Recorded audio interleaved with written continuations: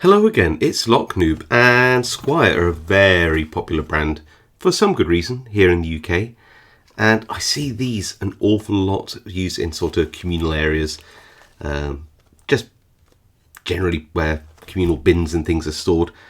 And to be fair to Squire, they've given this a 4 out of 10 rating, so not super high security, and they're recommending for access ways and maybe a shed but not garages, lockers, tools or things like that, or tool cabinets.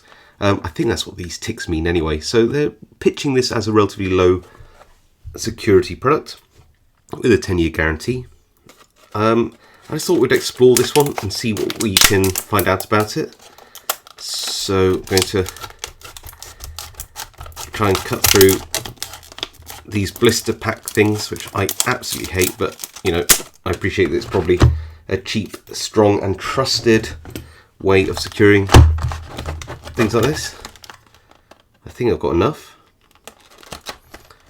And what does it say about it? It says got a unique recodable locking bolt die-cast lock body. Is that something you should really be advertising as a thing? I mean, die-cast is usually quite brittle. A steel bolt, zinc wheels. I think they just found a list of things that were true and stuck them on there. They're not particularly great advertising features. There's an important bit. I'll leave the little locking loop hasp, whatever you want to call it, in there, and move this all out of the way. Okay, so I've got no idea how to do this. Okay, so how do you recode? So you've got to remove that screw. It's 000, so is that true? Yeah, 000. You've got to remove the screw, which I do have a screwdriver. It's a bit small, but I've got a bigger one. It's probably too big. Let's try that. Then you move this, draw the bolt back to its stop position, lift the bolt knob, and draw back to a second stop position. Okay, let's see that. So do that, lift, and then draw. Oh, okay, that works. And then put this in. So let's just try 1, 2, 3, 4. And then does it drop? That's all in number. Does it drop back down then? Like that? Oh, that works. Let's just try it in a non-number. No, it has to be that. If you lock it, it stays locked. Alright, I get that. So can I do this? Well, let's just try a normal decoding procedure where it's not right, and I'll just see whether I can find. So loose, loose, loose. Bit tight, but this is the tightest.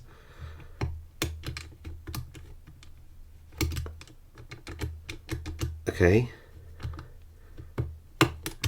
And it's very loose around 1, and these wheels are loose, and this one is a lot tighter, so I think we should be able to do a decode on this.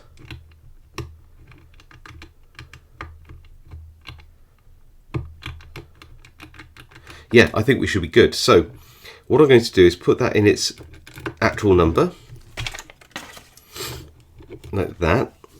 It's very hot and clammy here in the UK at the moment, so I'm worried that my fingers will be too. 1, 2, 3, 4. Okay, that works. So what I'll do is I'll move that up into that position, and then I need a way of scrambling this so I can't see it, like that. I think. Hold on. It's going to be so hard. Oh, I'll just do it upside down. Why didn't I think? I can't see the wheels, can I? No, that should work. So keep that all like that. Scramble these wheels and try to make sure they're in a number. That feels right. That feels right. That feels right. Give that another spin. That feels okay. Then what do we do? Drop that back down somehow, like that, like that. And that's now sliding back and forth. That's good. So then we can mix this up. So this is locked now. Mix these wheels up. Good old scramble. And here we are. Right, so let's put that into, I'm going to put it into all threes because it's just a way to start. Right, then let's try the method. So, well, actually that feels very loose on 3. Loose, loose, and tight. So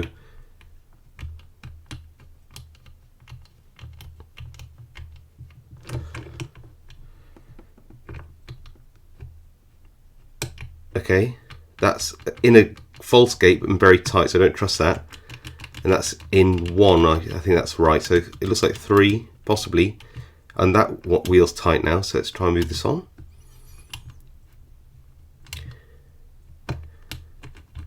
Maybe 6, is that tight? Yeah, that is, so let's try this one. Might have got one of the wheels wrong. Make sure that's 1, 6, 3, okay. Make sure I don't alter those numbers. Ah, that feels good. That feels okay. I think it's this one that isn't right.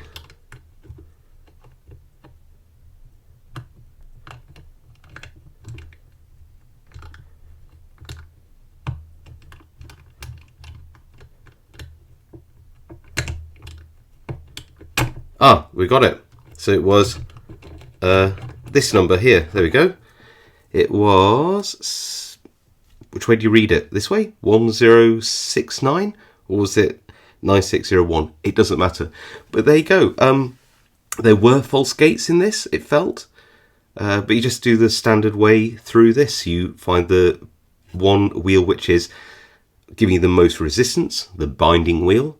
You turn it until it goes into a false or a true gate. You give it a jiggle test. If it moves a little bit but still feels tight, it's probably in a false gate. You move it till it goes a bit looser, and you check the other wheels to see if they've bound, because if it's in a true gate, then the teeth on the inside of these wheels will rub up against the next binding wheel, and you keep going through until you get it decoded. So yeah, very average, not too bad, not too great. I actually respect Squire quite a lot for giving this a 4 out of 10. And you may argue about whether it should be a 2 or a 4, but I think we give them the benefits of the doubt because this is no worse than nearly every other combination lock out there. And at least they didn't say it was an 8 or something silly. So yeah, respect to Squire for that. Whether you think this is secure enough for your needs, I don't know. Squire actually do, I think it's a CP50, and they do a closed shackle version of that, which is a lot harder to decode. But I suppose if you had a low security application for something like this, then that should work for you, I guess. Anyway, look, let me know your thoughts on this lock in the comments below. I do read them all, reply to as many as I can. If you like this video, drop me a like. If you haven't subscribed and want to see more content like this, then now's a good time to do so, and I'll see you all next time.